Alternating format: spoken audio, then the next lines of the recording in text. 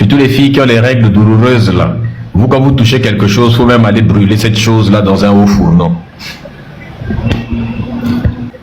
Tapotez, s'il vous plaît, là. C'est le Dieu des chrétiens qui dit ça, hein? C'est pas moi. C'est lui qui n'entend pas, Kimia. Tu es parti sur Google, on t'entend pas.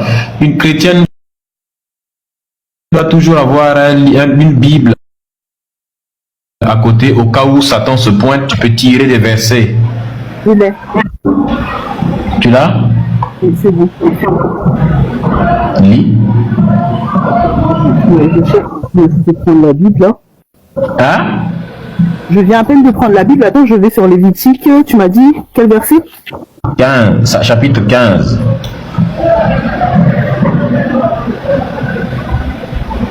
Bon, mettez-moi encore les modérateurs, on va régler ça rapidement, comme elle est un peu... Tu sonnais en fait, oui. Tu es là? Oui, je suis là. Lévitique chapitre 15, verset 19, n'est-ce pas, jusqu'à 30. La femme qui aura un flux de sang en sa chair. Tu connais le flux de sang que tu as dans ta chair, non? Oui, oui. Tu sais le titre même du verset, c'est quoi? Non, c'est quoi? Les impuretés sexuelles de la femme. Quand une femme perd du sang parce qu'elle a ses règles, sa période d'impureté durera 7 jours. Quiconque la touchera sera impur jusqu'au soir. Tu peux m'expliquer pourquoi? Honnêtement, je pensais que c'était une tradition africaine. Mais je t'explique d'où est-ce que les Africains ont ramassé des traditions bizarres et ont incorporé dans leur culture, dans leur tradition pendant 700 ans, pendant près de 1000 ans d'esclavage, à un point où tu penses aujourd'hui que c'est une tradition africaine. C'est comme l'excision, ça n'a jamais été une pratique africaine, c'est une pratique musulmane. Mais elle s'est tellement imprégnée dans la culture africaine que beaucoup d'Africains pensent que c'est africain. Non, mais j'ai dit que je refusais, j'ai juste dit que je pensais que c'était une tradition africaine, parce que c'est souvent les Africains que j'entends dire des choses comme ça. Là encore, tu n'as pas lu le verset 20. Tout lit sur lequel elle couchera pendant son impureté sera impur. Et tout objet sur lequel elle s'assiera sera impur. Tu t'assois sur une chaise, la chaise là est impure. Personne d'autre n'a le droit de s'asseoir sur cette chaise là. Tu couches sur un lit. Personne ne doit dormir avec toi sur le lit, puisque le lit sur lequel tu dors est un lit impur. Tu peux m'expliquer scientifiquement il y a quoi d'impur ici là?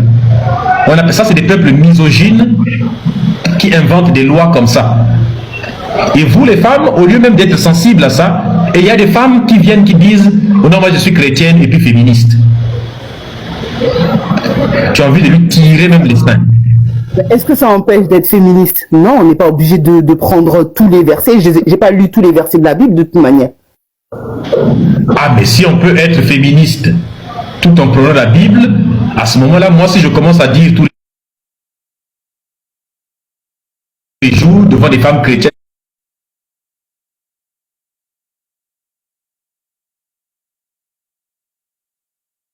je vous trouve, je dis, bon, écoutez, vous êtes des êtres, vous avez des règles, c'est des choses impures, tout ça, alors que nous, les hommes, on n'en a pas. Il ne faudra pas dire que je suis machiste. Si je commence à dire que la femme, c'est l'inférieur de l'homme, que vous n'avez pas, voilà, vous êtes de sexe faible, parce que c'est écrit aussi dans la Bible, à ce moment-là, vous n'aurez pas le droit de me brandir le féminisme. Oui, mais s'il y a déjà différents cours de pensée, en fait, s'il y a il y a les catholiques, les orthodoxes et compagnie, c'est parce que chacun a sa perception du livre, en fait. Celui qui demande le verset, ça est là. Tu as qu'à capturer ou bien tu écris directement. Les gens écrivaient ça dans les commentaires. Lévitique chapitre 15 de 19 à 30. Bah, on continue comme on a dit, c'est 19 à 30.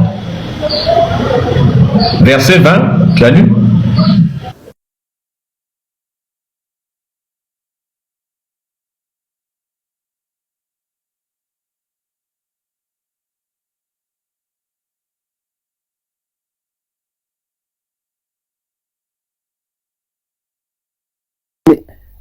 Moi, j'hésite pas à rejeter certains versets si c'est sans problème. Je réfute certains versets s'il le faut. D'accord. Voici pourquoi tu ne dois pas réfuter un verset. Attends, je vais trouver ce verset-là.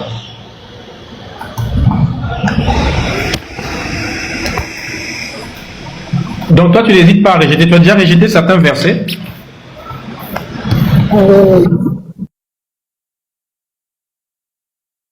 Dieu retranchera sa part de l'âme dans la Bible. Tu dois faire quoi? Je suis censé dire oui, amen. Maintenant, moi, je vais remettre les choses dans leur contexte. Non, c'est pas mettre les choses dans le contexte. Si c'était propre à chacun, on vous aurait envoyé à chacun une Bible avec des versets propres à chacun.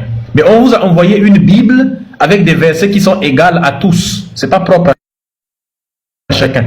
Tu dois suivre les versets. Si vous êtes 1000, vous devez suivre. Si vous êtes 1 milliard de chrétiens, vous devez 1 milliard faire du prosélytisme chez moi. Eh bien, j'ai le droit d'utiliser cette même arme qui est le prosélytisme pour regagner tout ce que j'ai perdu. C'est clair. Donc, du coup, tu es d'accord avec Dieu dans ce verset où il dit que tes règles à toi c'est une malédiction, parce que regarde ce qu'il continue à dire. Non seulement il dit que tu n'as touché rien, mais dans le verset 21 il dit ceci.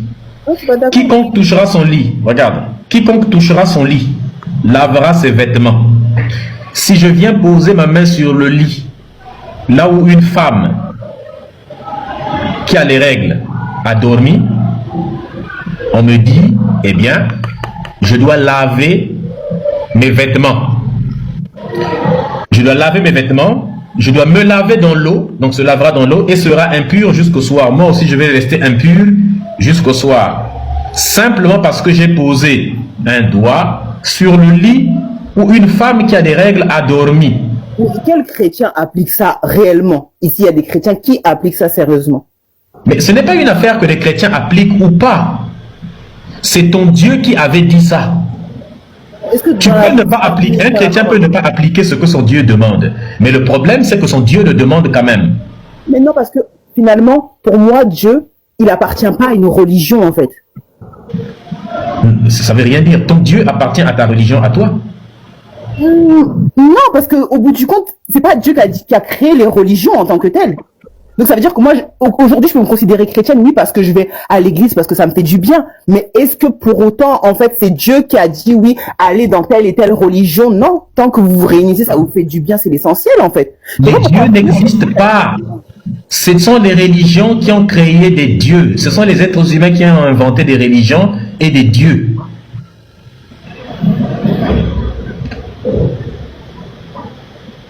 Tu comprends? Finalement, tu rejettes, en fait, finalement, ce que tes traditions, elles disent. Elles disent quoi? T'es congolais, non? Les traditions disent quoi? Mais attends, Nzambi, c'est qui alors?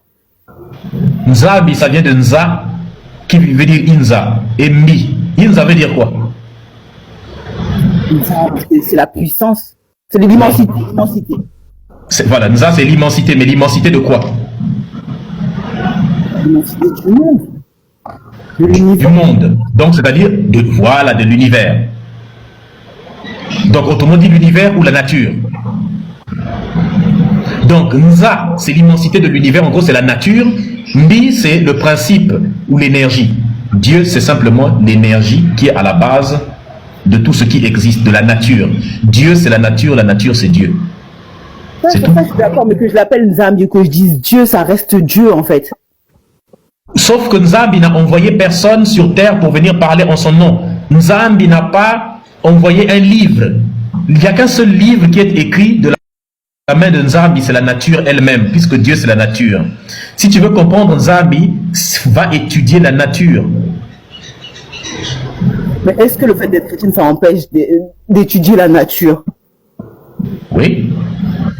Attends, moi j'étudie régulièrement la nature. Pourquoi ça m'empêche, le fait d'être chrétienne, ça m'empêche pas de le faire? Non, le fait d'être chrétienne, c'est que tu as des lois que ton Dieu donne ici, dans la Bible, telles que celles-ci qui sont contre nature.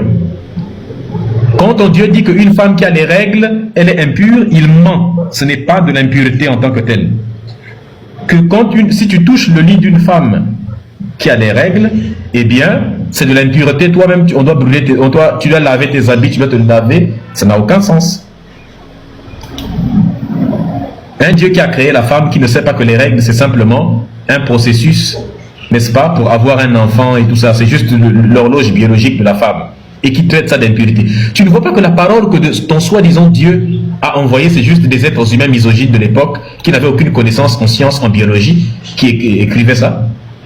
Non, tu sais, je suis d'accord avec ce que tu dis. Moi-même, j'ai fait un espèce de syncrétisme, en fait.